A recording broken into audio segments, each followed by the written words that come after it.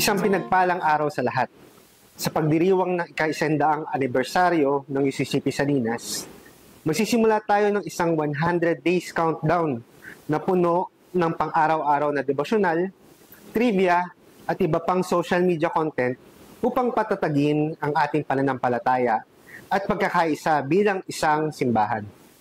Nawa po ay abangan at suportahan nyo po kami kabilang ng iba pang mga leader at lingkod ng ating simbahan na magbabahagi ng mga content na ito. Ngayon, ang pasimula ng ating 100 days countdown patungo sa ating makasaysayang selebrasyon. A Century of Faith. Isang siglo ng pananampalataya. Ang ating kasulatan ay matatagpuan sa Psalms 100 verse 5. For the Lord is good. His steadfast love endures forever, and His faithfulness to all generations. Sa Tagalog po, sapagkat ang Panginoon ay mabuti, ang kanyang pag-ibig ay magpakailanman, at ang kanyang katapatan ay nanatili sa lahat ng salinlahi. Sa loob ng isang siglo, naranasan natin ang walang hanggang kabutihan at katapatan ng Diyos sa ating komunidad. Ang tema ng ating pagdiriwang, Let's Go! Ay nag-aanyaya sa ating lahat na magkaisa at magpatuloy sa pananampalataya at misyon bilang isang simbahan. Sa bawat araw ng countdown na ito, naway mapalalim ang ating pasasalamat, paglilingkod, at pagtitiwala sa Diyos na patuloy na gumagabay sa atin. Meron tayong 3 punto para sa devotion na ito. Number 1, let's go in gratitude.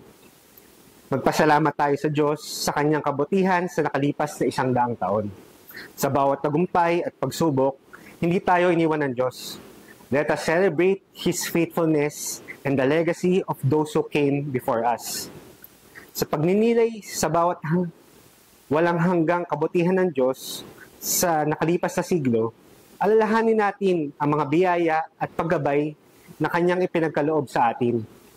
Kahit sa mga pagsubok, ang kanyang presensya ang naging sandigan at lakas natin. Ang pagninilay na ito ay nagpapalalim ng ating pasasalamat at nabuudyok sa atin na magkaroon ng pusong laging kumikilala at nagpapahalaga sa kanyang walang hanggang pag-ibig. Number 2, let's go in service. Patuloy nating ipaglingkod ang ating buhay sa Diyos at sa ating kapwa. Together, let us renew our commitments to share the gospel and bring more souls to Christ.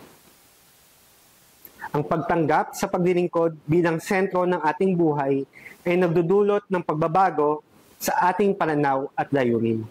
Sa pamamagitan ng pag-aalay ng ating sarili sa paglilingkod sa iba, nararamdaman natin ang mas malalim na koneksyon sa misyon ng Diyos at ang tunay na kasiyahan.